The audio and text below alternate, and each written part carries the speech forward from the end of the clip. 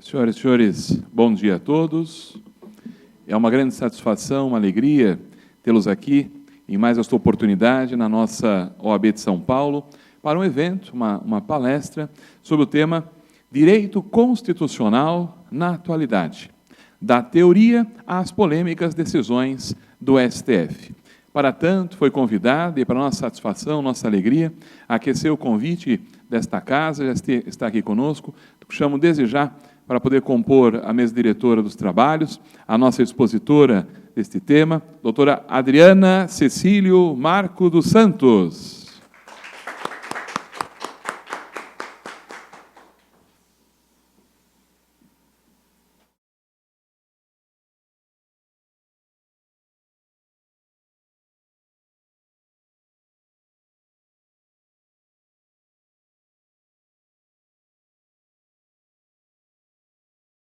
A doutora Adriana Cecílio, nossa expositora deste evento, é advogada, especialista em Direito Constitucional Aplicado pela Faculdade Damásio.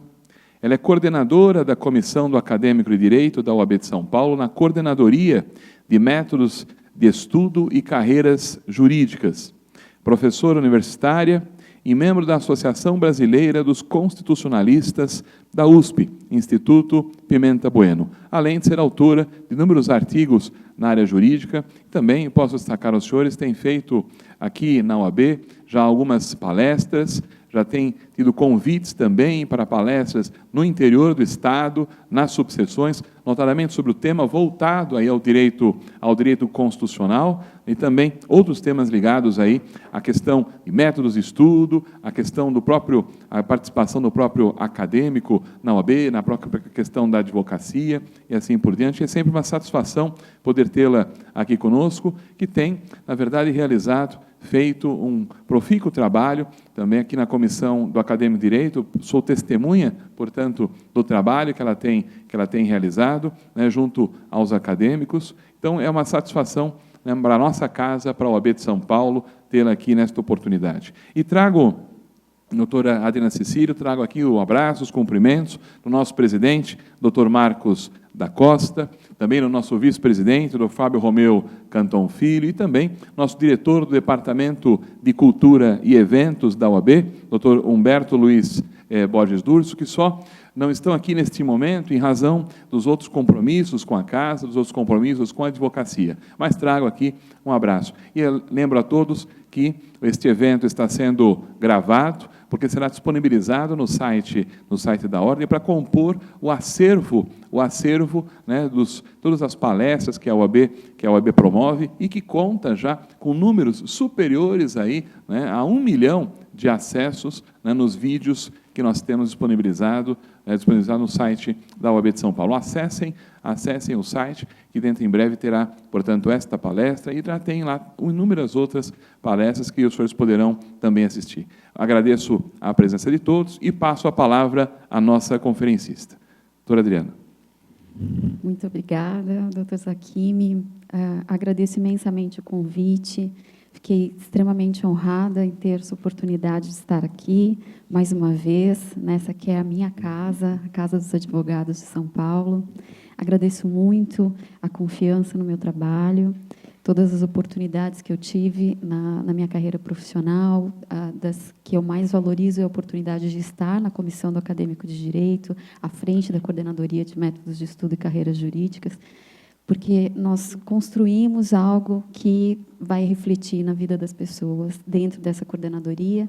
A nossa intenção é trazer o acadêmico para dentro da OAB, para que ele já conheça, para que ele já tenha essa percepção maior de como funciona a advocacia.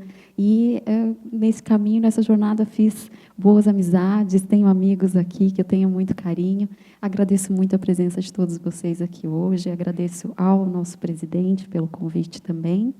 E vou pedir licença para vocês para falar de pé, hábito de professora. Vamos falar sentado, parece um pouco, né, estático. Então, vamos lá, com licença.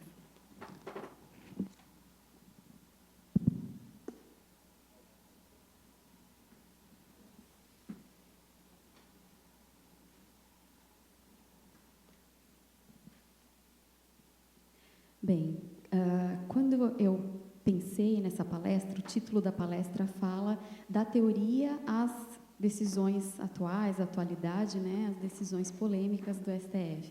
Então, eu tinha que escolher um ponto para começar a falar em relação à teoria do direito constitucional.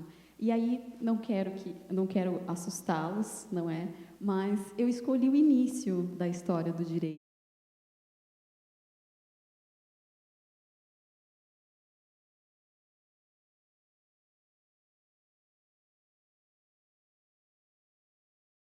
Tem que passar por toda a história da humanidade. Vamos começar rapidamente aqui.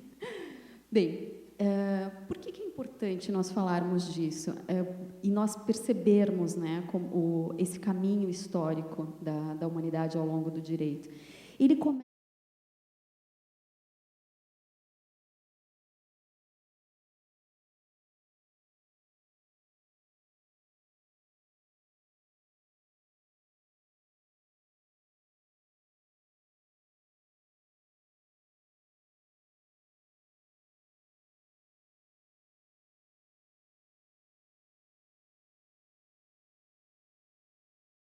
para o Código de Hammurabi, que também serviu de embasamento para a Lei das 12 Tábuas, já no século V a.C. Então, a gente tem que parar um pouco para pensar, né? Poxa, eram povos que eram chamados povos bárbaros, e eles tinham uma legislação. Por quê? Por que será que existia uma legislação já nesse tempo tão antigo, já, né, como era possível? Por que as pessoas pensaram em relação a isso? Por que é importante existir uma legislação? Porque mesmo nessa idade tão antiga, as pessoas já conseguiam perceber que era necessário haver uma pacificação social. E para que essa pacificação social existisse, era necessário que existissem codificações, que as pessoas soubessem como elas deveriam se portar em sociedade e que elas tivessem o mínimo de referência do que é certo, o que não é, o que é justo e o que não é. Isso traz a estabilidade para o governo, as pessoas estarem em paz dentro da sociedade. Essa é a função primordial da lei, é trazer a pacificação à sociedade. Se eu sei como eu devo me portar, se existe um código no qual eu posso me pautar, eu consigo conviver em sociedade de forma pacífica. E isso faz com que os governos consigam liderar e consigam organizar a sociedade. Esse é o sentido básico do porquê existe uma legislação. E aí, passando dessa introdução, a gente precisa... É fundamental.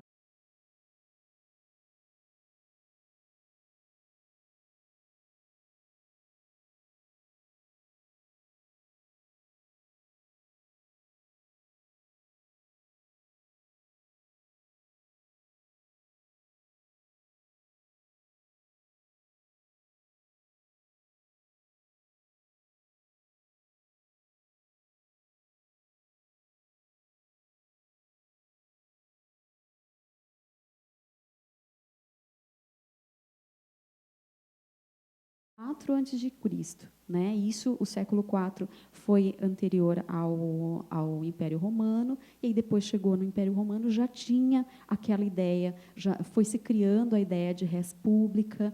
Lá o Senado que era aristocrático, começou a criar legislações, e essas legislações já previam alguma coisa em relação a direitos que eram públicos e privados, porque a grande marca dessas primeiras legislações que nós vimos no slide anterior é que elas eram escritas para pacificar as pessoas, era o direito das gentes. O Código de Hammurabi, por exemplo, ele tratava das questões entre as pessoas, mas nunca das pessoas em relação ao rei. O rei tinha o poder máximo, o rei podia fazer o que ele quisesse, né? O que vigia era a lei do mais forte, era a lei da força. As pessoas eram governadas pela força, você tinha que fazer porque o rei estava mandando, né? Existia aquela legislação entre as pessoas, né? O Código de Hammurabi trata de uma série de situações, pessoas que roubavam pessoas, o que acontecia, se alguém acusasse alguém de alguma coisa que não podia, o que deveria acontecer com essa pessoa.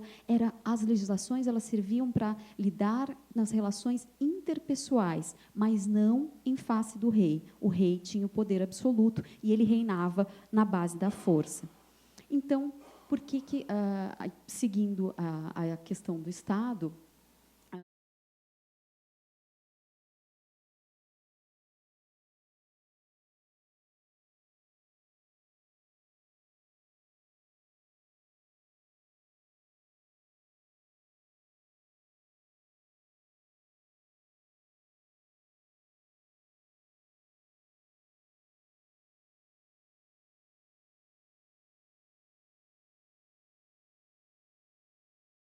queda do Império Romano, veio o feudalismo, e aí o feudalismo já tinha uma marca diferente, que era aquela questão que existiam as classes sociais, existia um poder central, mas as pessoas negociavam um pouco entre esses poderes.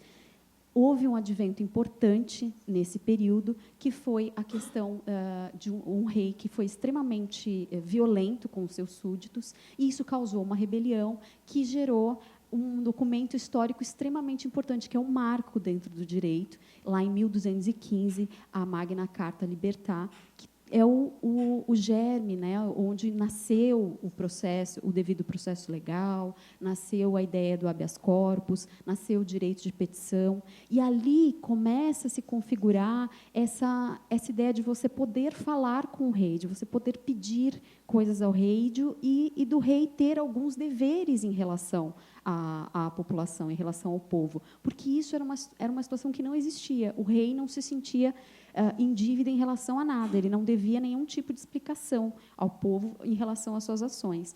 E isso começa a ser construído a partir desse momento histórico, desse ponto da história, e vem se desenvolvendo. E aí nós temos, eu sei que vocês provavelmente já viram isso na faculdade, peço desculpas por retomar, né, uma situação que vocês já conhecem, mas eu acho importante nós passarmos por isso. Esse conceito de Estado, ele vai ser cunhado pelos contratualistas, que são cientistas políticos lá da Idade Moderna, que começam a escrever a respeito desse tema. O primeiro livro importante que trata do Estado propriamente dito é o Leviatã, do Thomas Hobbes, né? Só que o Hobbes, ele tem uma marca que é o seguinte: ele ainda defende a monarquia absolutista. Então ele ainda defende aquela ideia do rei irresponsável, do rei que pode fazer tudo, porque ele acredita que o poder do rei vem de Deus. Então tudo que o rei fizer, ele pode fazer, porque o poder dele advém de Deus. Então as pessoas não podem questionar isso. Mas ele já começa a falar um pouco em relação a essa necessidade de organização. Ele descreve como a situação. Ele fala: o homem é o lobo do homem. Então, se você depender que todo mundo se governe, todo mundo se autogoverne, todo mundo defina o que é certo e o que é errado, as pessoas só vão fazer o que é bom para elas. Cada um vai fazer o que é bom para si.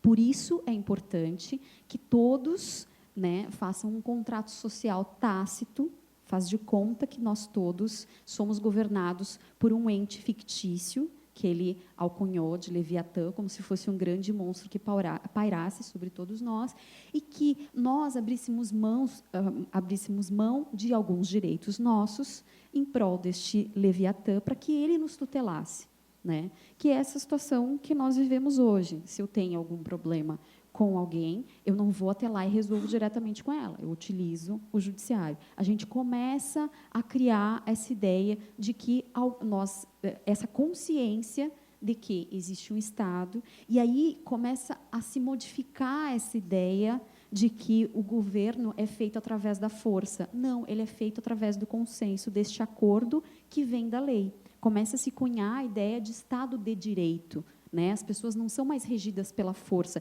Eu não vou fazer porque, se eu não fizer, o rei vai me tomar alguma coisa, ou vai me matar, alguma coisa nesse sentido. Eu estou sendo governada porque eu considero aquele modelo justo e adequado. E aí eu vou indo passando do Hobbes, vem o John Locke, que aí o John Locke já fala da experiência na Inglaterra. E a Inglaterra, já daquele germe que a Magna Carta Libertar ocorreu, esse episódio ocorreu na Inglaterra, e já causou uma cisão no governo em que se criou o parlamento. Então, o John Locke começa a falar, nesse livro ele trata, ele explica a importância de existir, a diferença, né, dessa figura. Tem que existir alguém que governe, e essa pessoa que governe não pode ser a mesma que faz as leis. Né? É importante que as leis venham das pessoas que precisam cumprir essas leis. E aí ele fala dessa importância do parlamento, até para que as pessoas possam defender a sua própria propriedade, ele pontua muito isso ao longo do livro.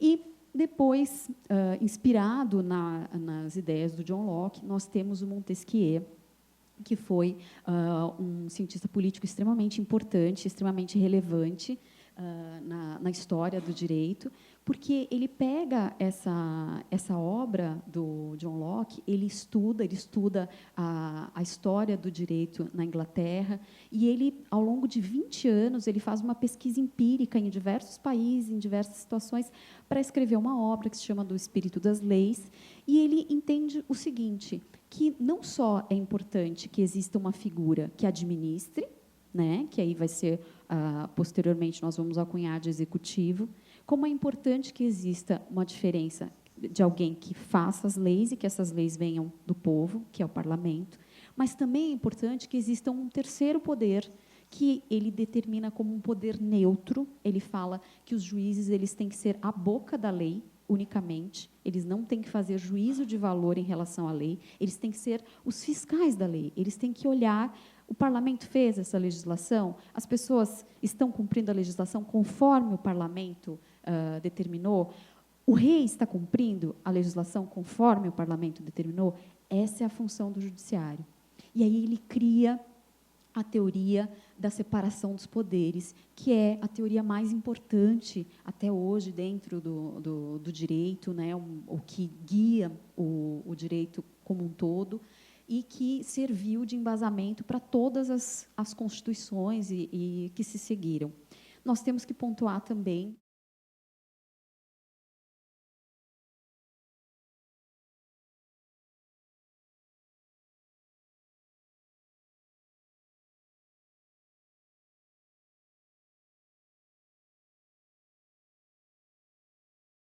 no poder do povo, ele retoma um pouco a situação da democracia lá ateniense, que ele fala que é necessário que haja vontade geral, que as pessoas respeitem a vontade geral. E aí isso serviu como um rastilho de pólvora para todas as revoluções que se deram na era iluminista. E com isso houve, com todo esse andar, né, da humanidade, com todo esse desenvolvimento, nasceu essa ideia de Estado, esse conceito de Estado que nós temos hoje contemporaneamente. Essa ideia de que nós precisamos concordar com as coisas, que existe entre nós um contrato social tácito, em que nós abrimos mão de alguns direitos nossos para que o Estado nos administre.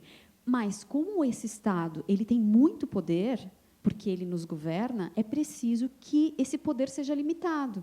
E aí se desenvolveram essas teorias da limitação do poder, que é a separação, né, a tripartição do poder, para que ele seja limitado e que não cause o arbítrio às pessoas. Né? Então, não só é importante que seja dividido esse poder, como um poder supervisione o outro, que é o sistema de freios e contrapesos. Então, em determinadas ações, se elas forem muito importantes, um poder irá revisar a decisão do outro. Né? A gente vê isso bem presente na nossa Constituição. Então, vamos seguir ali.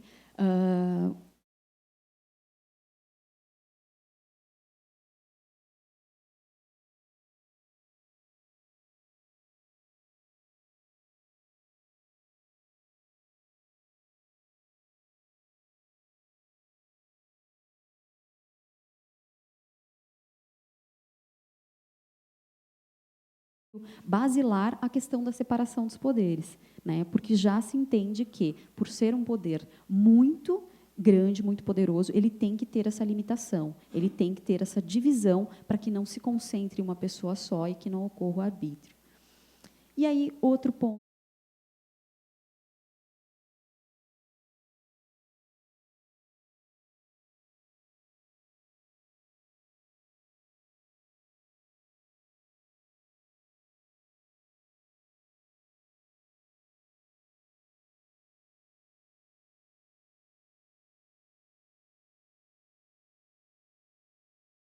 constitucional. Ela começa lá em 1824, né? O Brasil recém tinha sido se declarado independente de Portugal. A nossa primeira Constituição, ela foi extremamente avançada para o seu tempo. E uma coisa importante de se comentar a respeito dela é que os nossos constitucionalistas na época, eles eram os mais extremamente reconhecidos ao longo no mundo todo. Estudiosos, pessoas reconhecidas, e eles pesquisaram em relação à doutrina, o que estava sendo falado no mundo todo, mesmo sem existir internet, numa situação que eu não consigo nem imaginar como as coisas chegavam, né, naquela época, imagina, 1824. E vejam só, existia a teoria da tripartição dos poderes, e depois dessa teoria, ela foi, de certa forma, lapidada por Benjamin Constant, que é um suíço francês que escreveu uma obra extremamente importante também, e nessa obra ele defende a tetrapartição do poder. Ele dizia que era necessário que existisse um quarto poder moderador. Ele defendia que era necessário que ele fosse uma espécie de poder que supervisionasse os outros três, que fosse como um magistrado geral. E a nossa Constituição de 1824 foi a única Constituição em que se colocou em prática as ideias de Benjamin Constant. Na nossa Constituição de 1824 existe a presença do poder moderador, que estava centrada na figura do rei, mas que estava ali presente na nossa Constituição. Então, é importante frisar que o quanto foi avançada a nossa Constituição, essa obra do Benjamin Constant é de 1818, e a nossa Constituição de 1824. Então, assim, é muito perto para uma época em que não se tinha nenhum tipo em que as comunicações eram tão difíceis, né? Então, foi realmente um texto constitucional bastante avançado. Passando dessa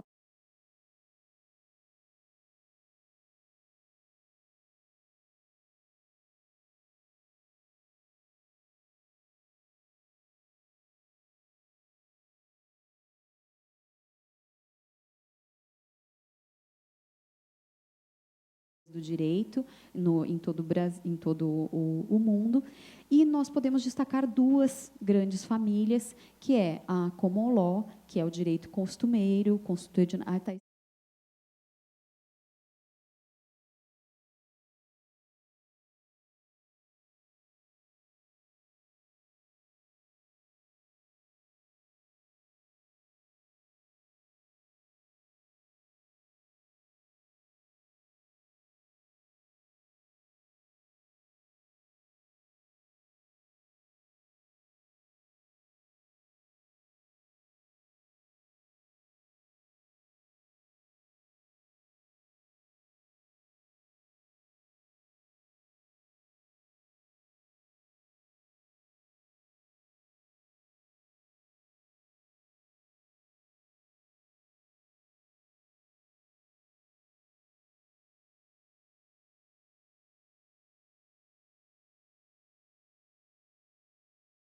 Muitas vezes, algumas pessoas comentam, né, a Constituição brasileira tem 200 e tantos artigos e tem mais não sei quantas emendas. Olha só, a Constituição dos Estados Unidos é a mesma desde 1787 e só tem 13 artigos, considerando as emendas também, né? Até peço desculpa se eu incorrer alguma falha, né? Mas ao que eu me lembro é isso, né? São 13 artigos.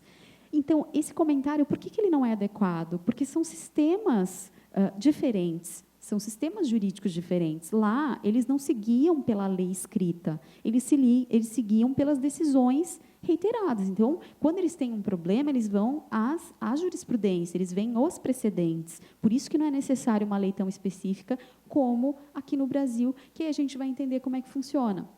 Nós nos guiamos pela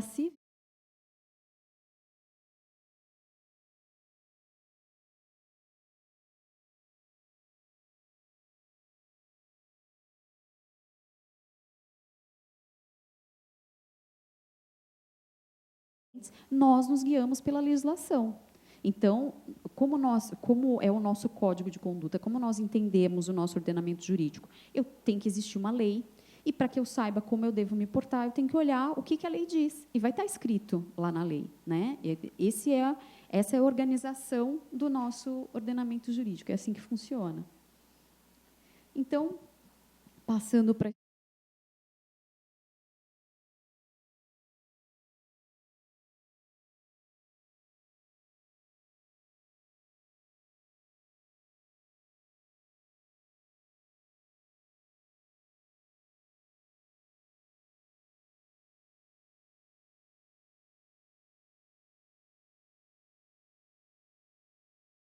inadequado, mas é o que ocorre na prática, porque as pessoas acabam recorrendo para os tribunais em segunda instância, recorrem às vezes para o STJ e também para o STF, né? Então acaba sendo também uma instância revisora.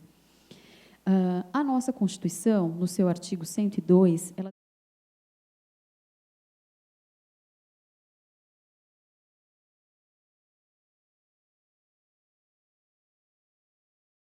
o texto constitucional. Isso é extremamente importante, isso é a base da nossa conversa de hoje, né? Então, que a gente vai perceber se isso está acontecendo ou não. Então, essa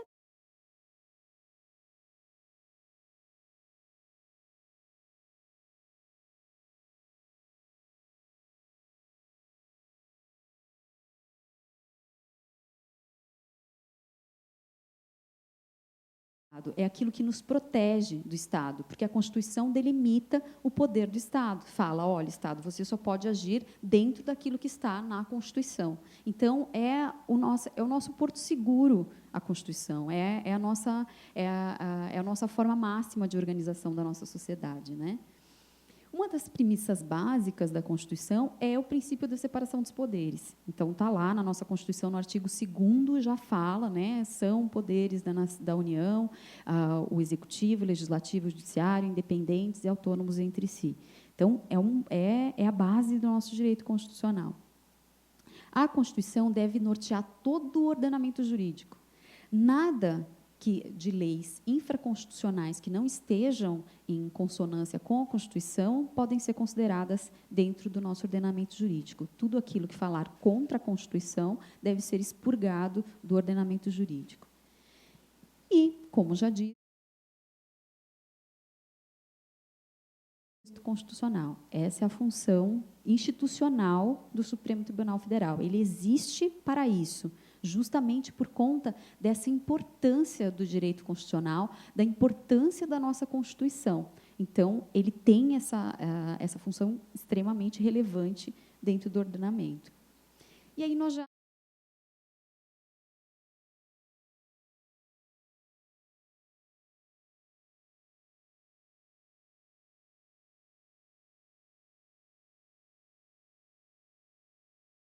do direito constitucional, por que nós precisamos da lei, por que todo esse processo longo de criação do Estado, dessa ideia da força e do poder do Estado e da ideia da Constituição ser esse instrumento importante para a nossa defesa em relação ao poder do Estado. Bem, dito isso, eu acho que eu tinha preparado uma série de outras coisas e fui passando, mas, enfim, vamos lá. Chegamos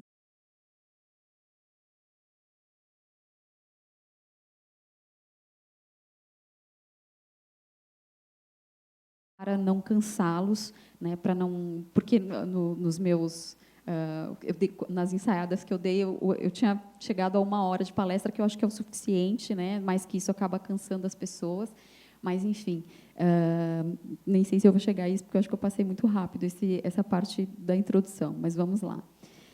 Essa decisão, ela é extremamente emblemática, extremamente marcante, porque até então o Supremo ele vinha se comportando da maneira como era o esperado. Ele vinha realmente guardando o texto constitucional, ele vinha se preocupando em ler e dar atenção àquilo que o constituinte originário se propôs e estabeleceu, ali entabulou na nossa Constituição. E essa decisão, o que estava acontecendo? Vamos contextualizar essa ementa aí que vocês estão vendo, né? O que estava acontecendo? Por determinados partidos e resolveram se desvincular desses partidos. E aí, os partidos disseram para a Câmara, olha, não deem posse para esse deputado, porque ele se elegeu pelo meu partido e ele saiu. Então, eu quero que o meu suplente seja eleito para a vaga, porque a vaga é minha, a vaga não é dele. A vaga é do partido, não é do deputado. Só que aí, o que acontece? Como os partidos chegaram nessa conclusão? Eles fizeram uma consulta ao Tribunal Superior Eleitoral e falaram, posso tirar a vaga do deputado e dizer que a vaga é do partido? Isso não está na Constituição, né? Aí o TSE, e não havia legislação em relação a isso. O que o TSE deveria ter dito? O TSE deveria ter dito, olha, esse tipo de situação deve ser resolvida no Estatuto dos Partidos. E a questão da posse está descrita lá no regimento interno da Câmara dos Deputados. Isso não tem nada a ver comigo. Isso é uma questão interna corporis, né? Vocês que têm que decidir essa situação. Mas, o que fez o TSE? O TSE foi lá e criou uma norma. Foi lá e falou, não, se realmente, como se considera a questão da eleição proporcional e tudo mais, realmente o mandato é do partido, não é do candidato. Então, realmente, não se deve dar posse ao deputado. Os partidos, com essa resolução na mão, foram ao STF dizer, olha, a situação é essa, nós queremos uma solução, porque nós não queremos que esses deputados tomem posse, porque o mandato é nosso. Diante dessa situação, o que deveria ter feito o STF? Dito, olha, isto não é uma questão constitucional, eu não tenho que me imiscuir nessa situação e simplesmente não conceder a segurança, porque foi impetrado um mandado de segurança, que já começa daí errado, ao meu ver. Mas, vamos lá. Eles tinham essa possibilidade de falar, olha, isso não está no texto constitucional, eu não posso decidir em relação a isso, e denegar a segurança e guardar o que está escrito ali na Constituição.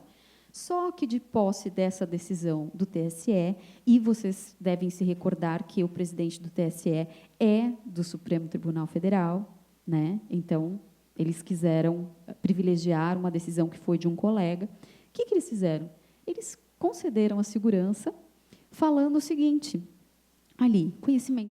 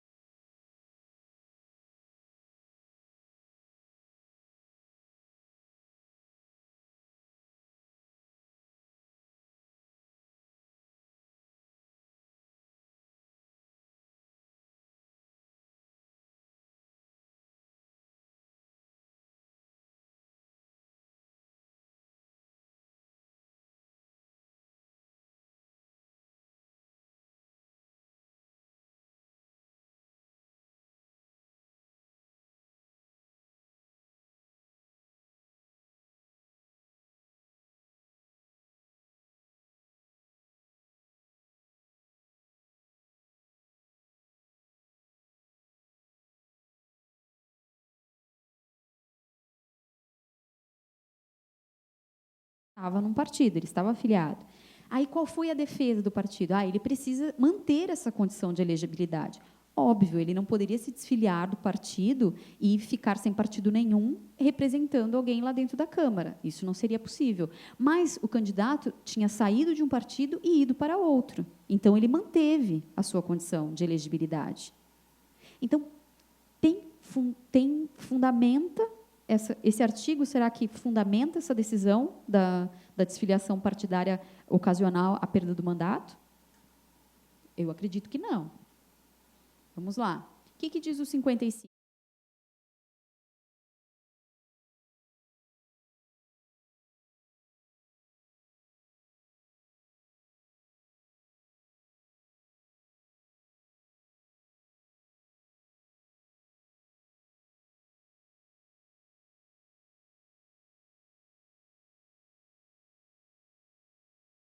Vedadas aos deputados, antes e depois da diplomação. Mas elas se ligam a situações assim, por exemplo, a pessoa não poder contratar com empresas públicas, não poder ser funcionário de empresas públicas, nem em cargos ad nutum, né? Situações como essa, você ter mais de um cargo eletivo, isso faz com que a pessoa perca o mandato.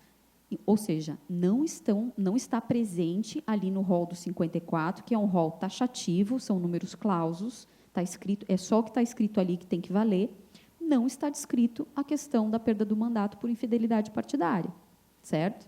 Então, já o primeiro nós excluímos. Cujo procedimento for declarado incompatível com o decoro parlamentar.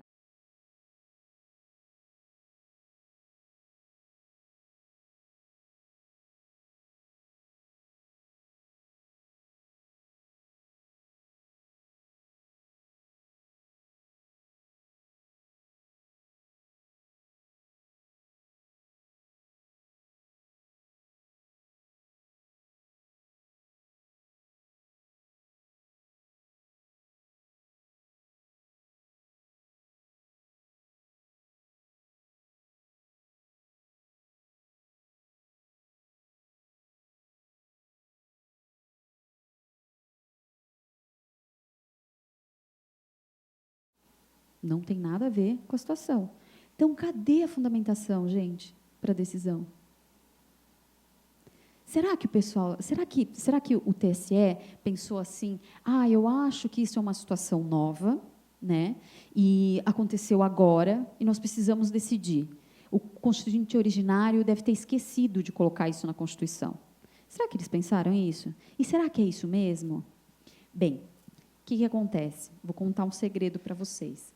Qualquer pessoa que queira descobrir isso, qualquer pessoa que queira saber como foi toda a parte de organização da nossa Constituição, por que existem determinados direitos previstos lá, por que não existem, quais estão, quais não estão, podem ir aos anais da nossa Constituição, e lá estão todos os trabalhos de todas as comissões, que é uma coisa que eu fiz em 5 minutos. Olha só o que está escrito lá.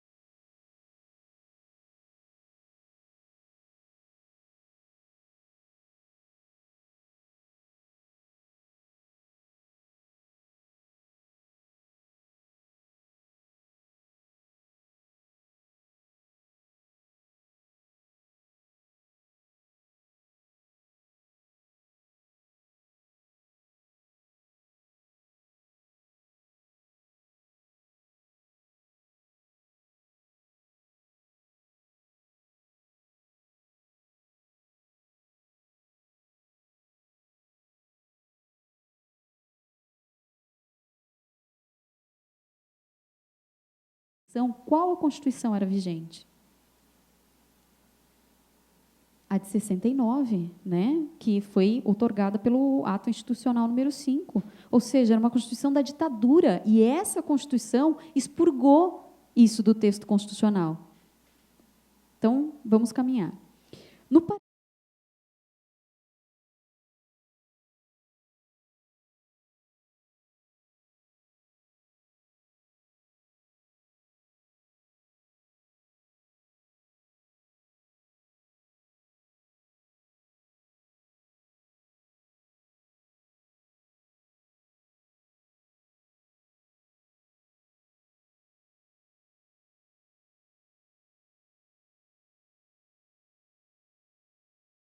da perda da fidelidade por infidelidade partidária já tinha sido banida da Constituição de 69, através de uma emenda constitucional.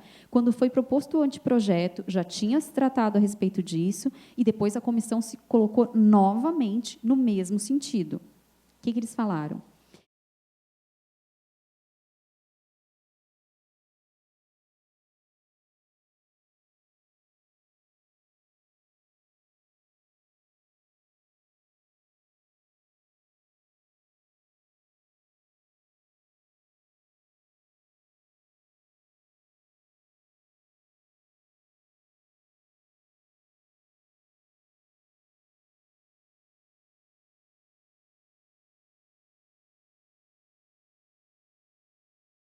Então, gente, o que a gente extrai disso aqui?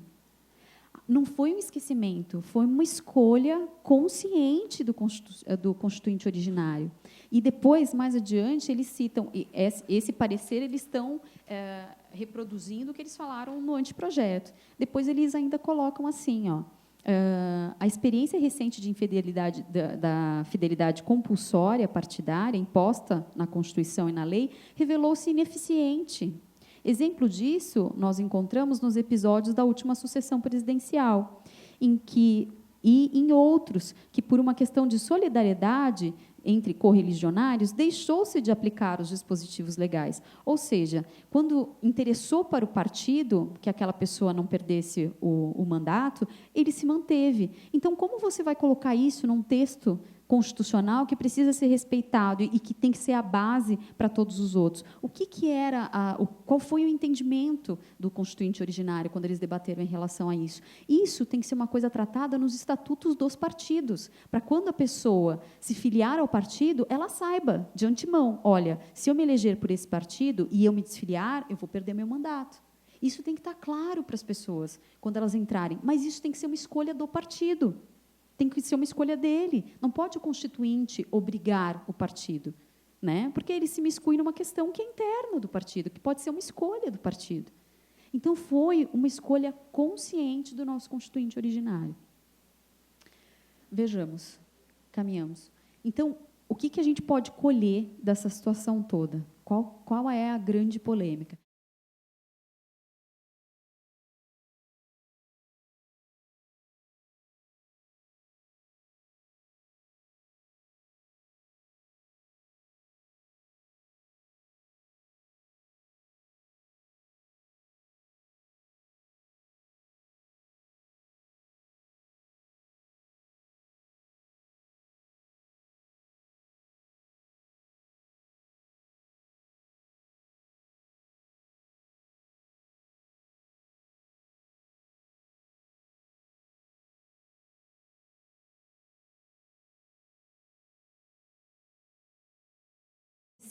Se a pessoa está alegando essa situação, ela precisa fazer prova disso que ela está falando. Ela precisa de uma audiência para ela ser ouvida, ela precisa levar testemunhas. Isso é possível em sede de mandado de segurança, gente?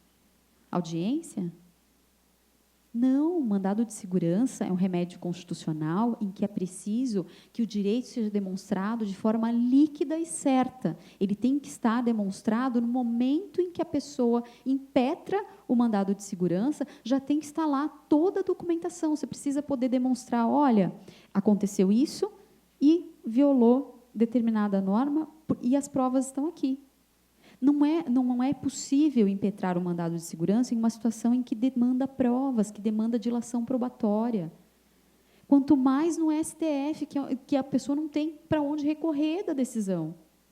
Então, vejam a seriedade de se decidir isso em sede de mandado de segurança, que a pessoa não teve nem oportunidade de defesa, né? A oportunidade de defesa adequada.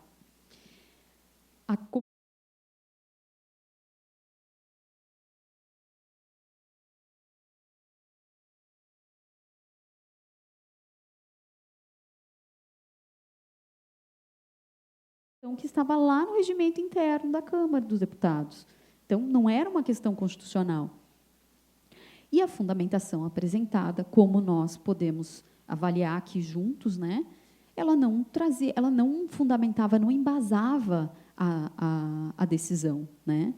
Não havia um embasamento. Então, o que a gente pode extrair disso é que o STF legislou, né? O STF foi lá e usurpou a competência do Legislativo e resolveu, deixa que eu faço a norma aqui, já que não tem, eu vou criar uma lei.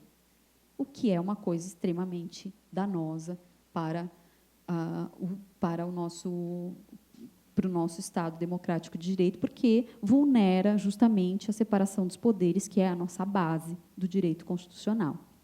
Mais adiante, a gente vai falar um pouco mais sobre os reflexos disso. Bem, deixa eu só ver aqui. Em relação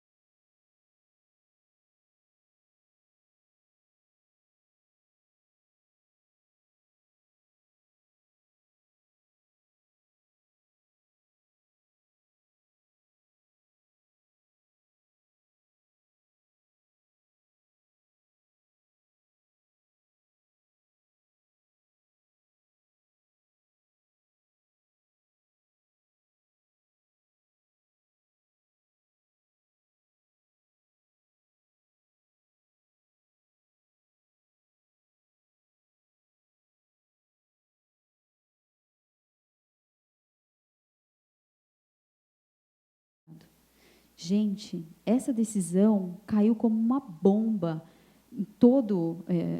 para todos os doutrinadores, para todos os operadores do direito, porque é a base, né, do nosso direito constitucional você respeitar os princípios que estão lá no artigo 5º, a presunção de inocência. Então, foi uma coisa que causou um espanto generalizado. As pessoas não conseguiram compreender como o STF tomou uma decisão completamente contrária ao texto constitucional. Vamos ver o que fala lá. O artigo 5º.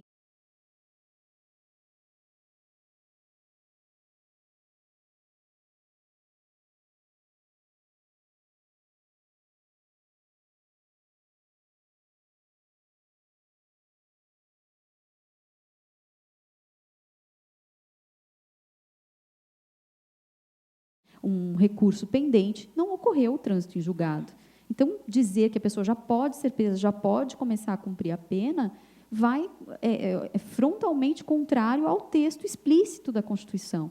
E aí vamos ver, porque esse inciso ele é regulamentado nas normas infraconstitucionais. Lá no Código de Processo Penal, no artigo 283, está falando assim: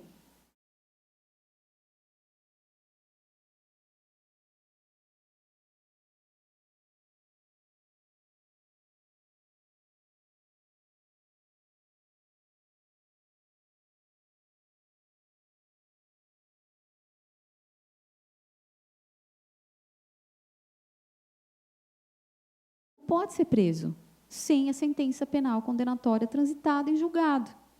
Aí o que aconteceu? Ninguém entendeu nada. Como assim que o STF dá uma decisão dessas? Aí o que foi feito?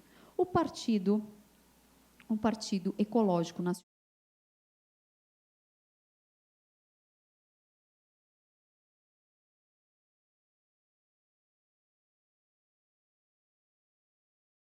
que só existe no Brasil, né?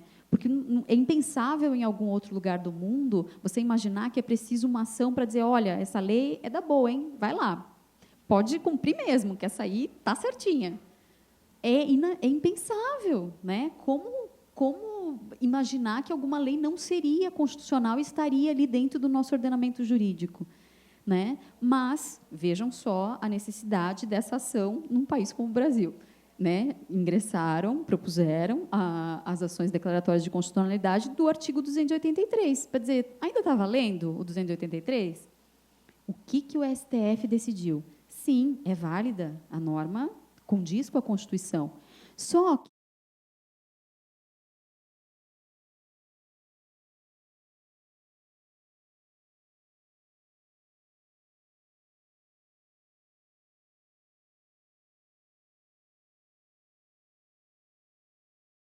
penal. Será que está certo isso, gente?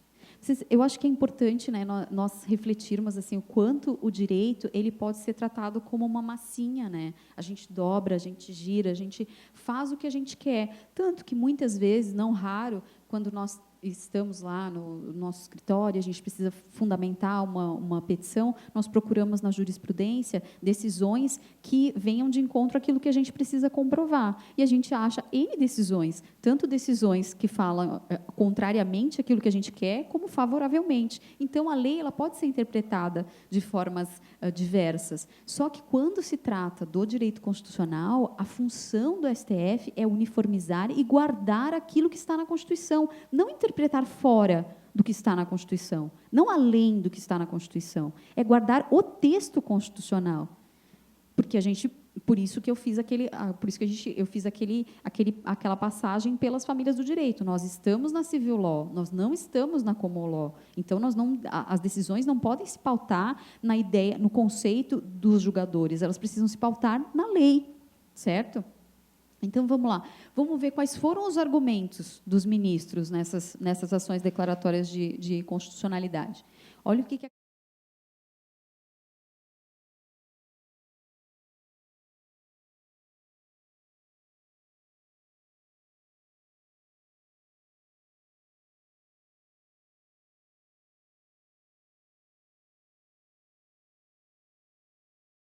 toda que você quer conquistar as pessoas, é só falar, é para a sua segurança. Pronto. Todo mundo concorda. Ah, então tá bom. Se é para mim a segurança, vai ser melhor para mim, então beleza. Mas, qual que é a função do ministro do STF? É guardar o que está no texto constitucional. Se o texto constitucional não dizia isso, não há argumento que se justifique e se sustente. Vamos lá. Países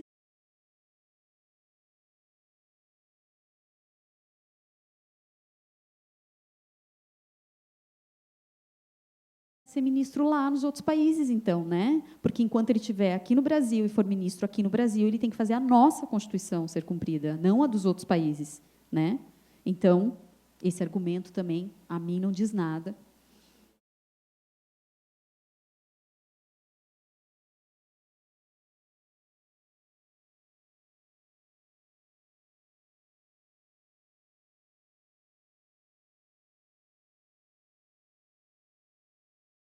Que é outro super trunfo, né? É outro mandrake assim que as pessoas tiram. Vamos para fazer com que as coisas deem certo, a gente precisa ir além do que está escrito, o que é uma falácia, porque efetividade da justiça se liga também à segurança jurídica. E se você lê no texto constitucional algo que está ali explícito e claro, e você não tem mais segurança de que aquilo vai ser cumprido ou não, cadê a eficácia da justiça?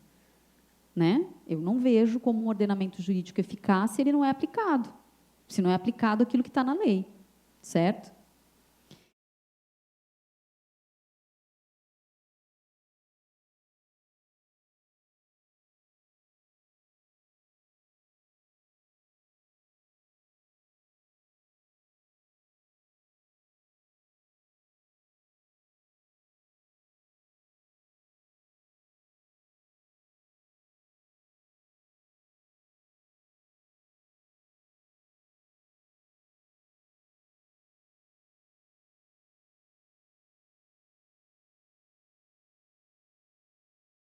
Gente, lógico que é um princípio, mas é um princípio que está encartado em uma regra. E uma regra que demanda interpretação literal. Não tem hermenêutica que faça com que a gente não entenda o que está escrito ali. É o que está escrito ali. Não tem o que sopesar. Está escrito só após o trânsito em julgado. Isso é uma regra. Então, aí também já foi aquela situação que a gente ficou assim, não dá para entender. Os tribunais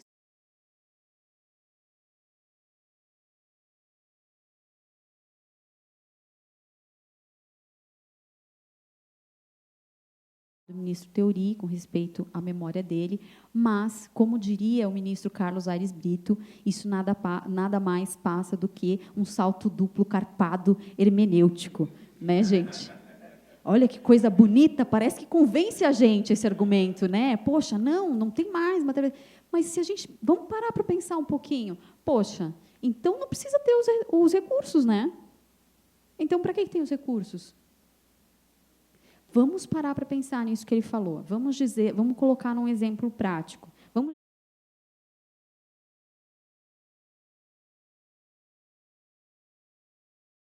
A prova que me condenou é uma prova ilícita. E lá no artigo 56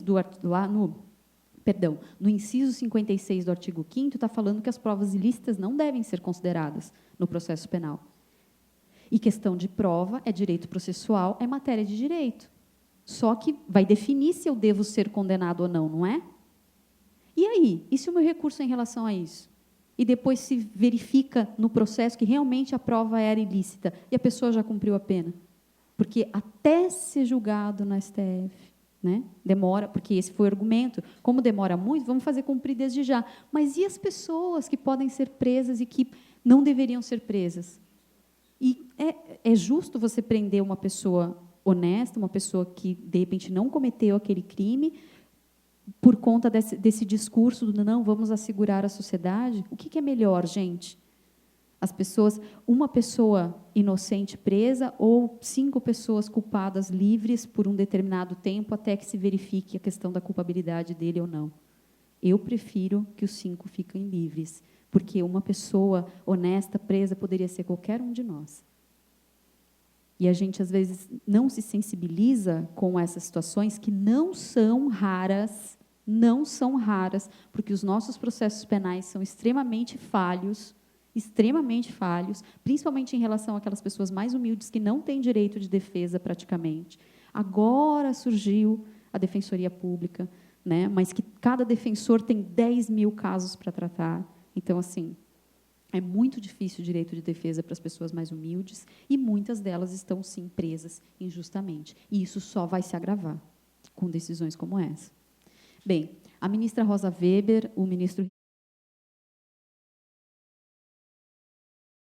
Quem tiver um tempo, quem tiver curiosidade, eu recomendo muito que procurem o voto do ministro Celso de Mello. É um voto lindíssimo, ele conta toda a história dos direitos humanos, da importância da presunção de inocência. É muito bonito, é uma aula o voto dele. E, mesmo assim, ele foi um voto vencido. Bem,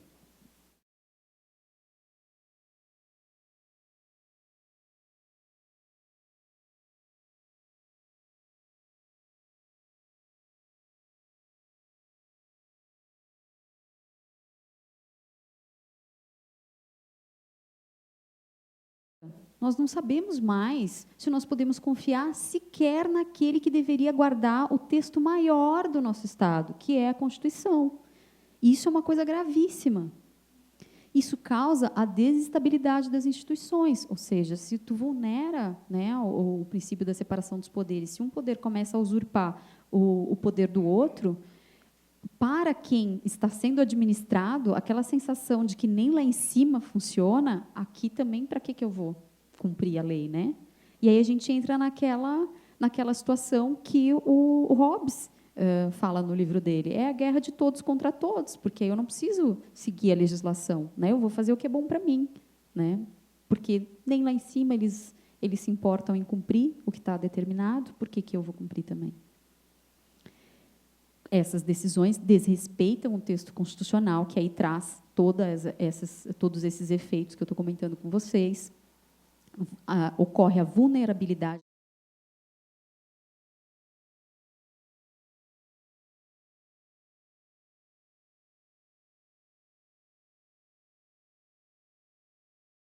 protagonismo do STF foi muito importante para esse estado de coisas que nós estamos vivendo, né? Foi um marco nessa história. E o que acontece em face dessas situações todas? Ocorre a própria erosão do Estado democrático de direito, que é esse conceito que nós todos temos, é esse acordo que nós temos. Vamos cumprir porque existe uma lei, vamos todos cumprir porque a lei vai ser cumprida. Se a gente não acredita que a lei vai ser cumprida, vai se desfazendo, porque é um acordo tácito, é uma coisa frágil. O Estado é um ente fictício. Nós abrimos mão dos nossos direitos para ele, mas a gente acredita que ele vai funcionar. Se ele começa a não funcionar, se desestabiliza esse acordo, se desestabiliza esse contrato social que existe entre nós. E isso é uma coisa muito perigosa, muito difícil. Bem,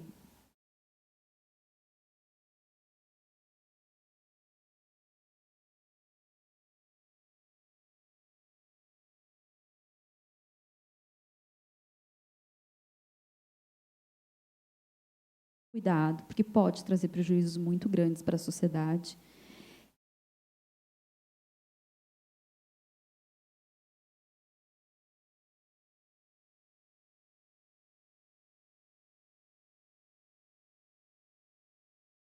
Cada um de nós tem, sim, o seu poder e a sua importância. Nós somos cidadãos e nós temos o direito e devemos entender como funcionam os mecanismos, principalmente que nós que somos da área jurídica, nós precisamos entender isso, conhecer isso para poder criticar com qualidade, para nós não cairmos nessas esparrelas, nesses argumentos falaciosos e não raro, por exemplo, dou aula, alguns alunos concordavam, né, até começarem a ter aula comigo, não, eu acho que tem mesmo que cumprir em segunda instância, tem que prender todo mundo, porque todo mundo fica solto, porque ninguém leva a sério, porque não sei o quê.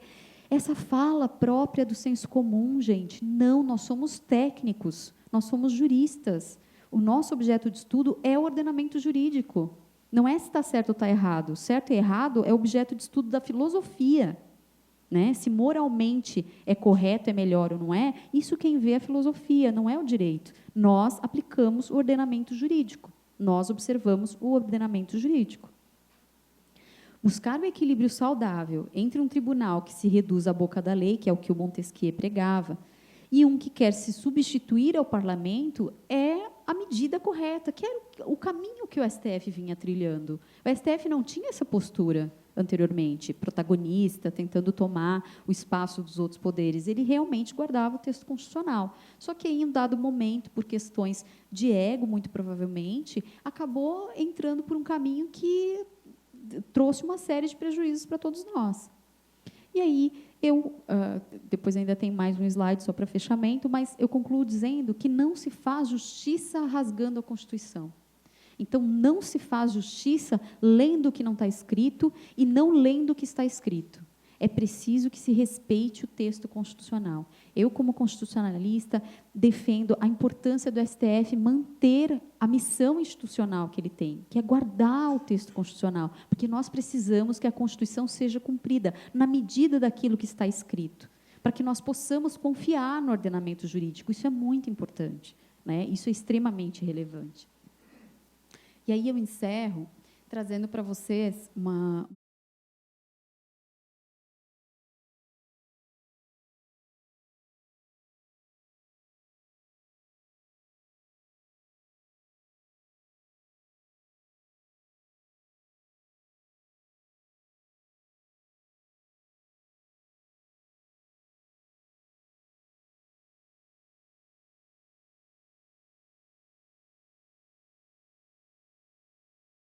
do ônibus onde as pessoas negras precisavam sentar.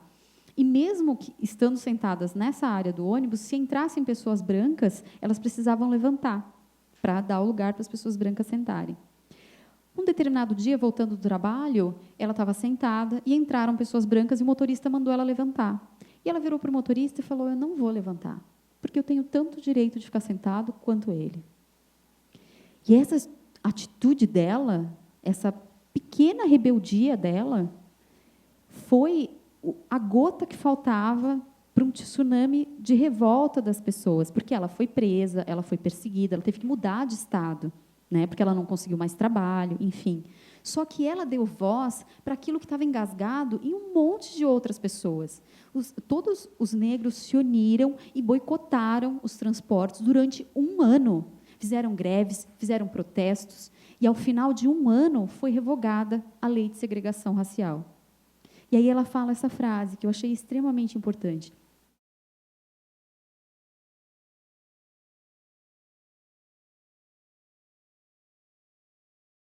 Nós estamos em um momento do nosso país extremamente delicado, em que as nossas instituições não estão respeitando o cidadão, né? E é importante que nós tenhamos essa voz como cidadãos, que nós, a nossa forma, a nossa maneira, no nosso dia a dia, nos coloquemos, né? Que nós lutemos para que o nosso país melhore, nós nos coloquemos dentro daquilo que nos é possível. Se eu posso fazer um comentário, se eu posso falar, a minha forma de ficar sentada no meu lugar, como constitucionalista, é fazer essa fala para vocês, é tentar trazer um pouco da minha inquietação para vocês, é tentar, talvez, fazer com que isso se espraie, né? Com que isso cause algum efeito, cause algum impacto, talvez, na vida de cada um de vocês. Então, eu acho que eu finalizo agradecendo muito a presença de todos vocês aqui hoje, dizendo que foi uma honra conversar com vocês e espero que tenha sido útil essa breve explanação que eu fiz. Muito obrigada.